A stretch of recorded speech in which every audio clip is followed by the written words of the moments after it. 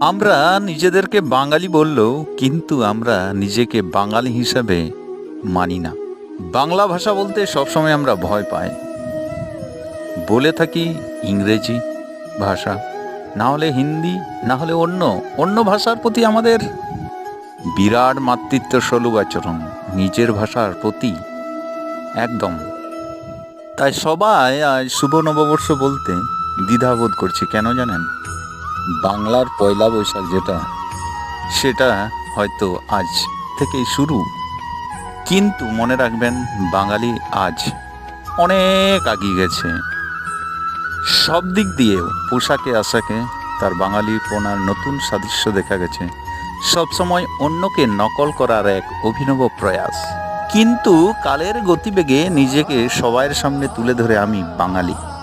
কিন্তু happy new year বলার সময় খুব সুন্দর ভূমিকায় অগ্রণী